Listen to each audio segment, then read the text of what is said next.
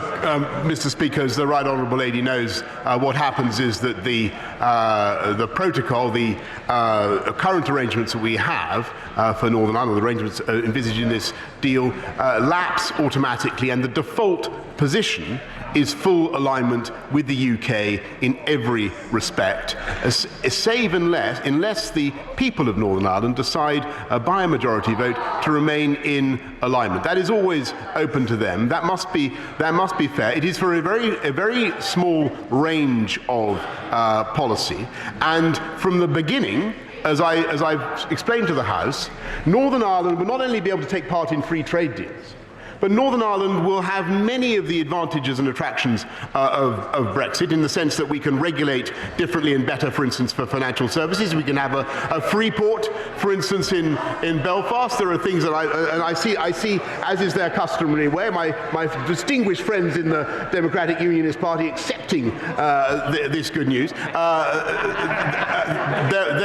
are many advantages to be had. And yes, on her point, there is the prospect of a free trade agreement between us and the EU, under which these arrangements would eventually be superseded, because we would enter into free trade, as the Right Honourable Gentleman, the Father of the House, first indicated, a zero tariff, zero quota arrangement, under which the current arrangements would be obviated. Dr. Greg Clark. And that was Prime Minister Boris Johnson there. The UK Parliament set to vote on this proposal today. Agreements needs to have been passed by the UK Parliament, and my understanding is that if it doesn't get through, then Boris Johnson is obliged to write a letter to the European Union asking for an extension. Let's get the very latest now. Holly Hudson is our correspondent in the UK. Holly, a very good morning to you. It's indeed a momentous day. How often, firstly, has the House of Commons sat on a Saturday?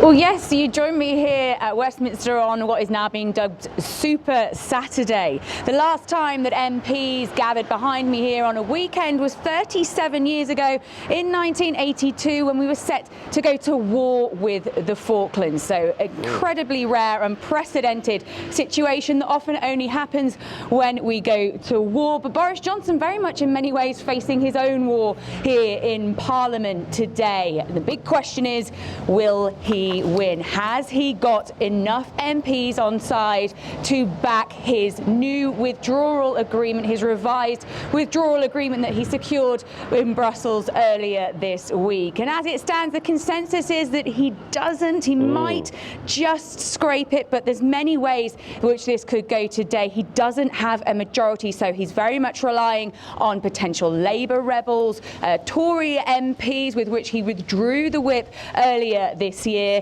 and of course the DUP, who have said they will not stand behind him. So there's several ways this could go today. We could see the start of the Brexit process set in motion, or we could be back to square one asking the EU for another extension. And what's very interesting is that the DUP is in alliance with the PM's Tories, isn't it? Yes, the DUP are crucial. The Democratic Unionist Party, they prop up the Conservative government here, and their 10 votes would be definitely what the Prime Minister would need to try and get the backing that he needs. He needs them on board, ideally. Otherwise, he has to rely on persuading Labour rebels and those MPs, Tory MPs, with which he withdrew the whip earlier this year very dramatically in the House of Commons. However, does he have enough? He's made his pitch. We've already heard that this morning, saying this is the best possible solution. This is deal or no deal, essentially. And of course, it is, as we always have heard from Boris Johnson, do or die. We need to leave by the 31st of October. That is what he's continuing to push. Is it do or die for Boris Johnson today? Well, we'll have to wait and see. Yeah. Look, the plan is reportedly supported by the Irish Prime Minister. What does the deal say about the hard border in Ireland? Well, Boris Johnson's new deal or revised deal is 95%, 96% really the same deal as Theresa May agreed. And we have to remember, we have been here before. Boris Johnson and his government touting this as a huge triumph, a remarkable achievement, and in many ways it was. Many people didn't expect him to get any new revisements from the EU earlier this week to secure such a deal. But there's sort of 4 key points, 4 things that have changed in the text of that withdrawal agreement, all of which relate to new customs arrangements within Northern Ireland, which would avoid a hard border and essentially create a border in the Irish Sea. And for the DUP, they don't believe still that this actually, they feel that they're still treated differently to the rest of the UK. That's been their red line all along. They want to remain part of the UK, and they feel that these special customs arrangements, which essentially still keep them aligned with the EU in the EU single market, they're just not in the UK customs territory on all but name, essentially. That is why they feel that they can't support this new deal. They feel it undermines the integrity of the union, and we've just heard actually from their deputy leader in the Commons saying it drives a coach and horses through the Good Friday Agreement as well. So my understanding, if it doesn't go through, then Boris Johnson needs to write to the EU asking for this extension. But it's not just for the UK to say we want an extension and that's final.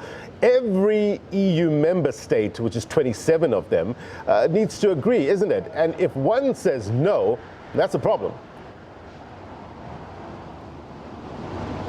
Yes, that is very much a problem, but we heard from Jean-Claude Juncker earlier this week saying that no prolongation is needed. This is the deal. They're trying very much to focus MPs' minds over in Brussels. They want this deal and they want to align with Boris Johnson on that. They're saying that this deal is the only deal, but we do know that the EU 27 are more than likely to agree to an extension in order to avoid no deal. That is still something that the EU very much don't want, a no deal situation. So despite Jean-Claude Juncker's words earlier this week, the general feeling is that the EU still would agree to an extension if Boris Johnson was today forced by law to request one if he doesn't win this crucial vote. However, there is also an amendment that will be put forward earlier on in the day at around 11 o'clock British time, which could actually force that extension even before this vote has happened. So again, many which ways in which this could turn out for Boris Johnson today. But of course, he will be hoping that he can do what Theresa May didn't. She failed 3 times to win a vote on her withdrawal agreement. He'll be hoping for a different result here today. Holly, I'm sure this is a feeling shared by both residents and journalists alike, but let me ask you, is there Brexit fatigue in the UK? Definitely, and that is something actually that Boris Johnson will be relying on. Say that we do he does have to request an extension from the European Union. That is likely to set in motion a series of events with which he would then, a vote of no confidence may be called, a general election may well happen, and many people here believe that Boris Johnson would actually relish the chance to go to the country and say, look, this is my Brexit deal. It's the people versus Parliament. Parliament are stopping us from getting Brexit done. This is the moment, and he's very much relying on that fatigue, that frustration that the British public are feeling with Brexit, that they want to get this done as much as he does. That is what he's relying on, say he were to have to go to the country. All right, Holly, appreciate your reporting. Holly Hudson there, our correspondent in the United Kingdom.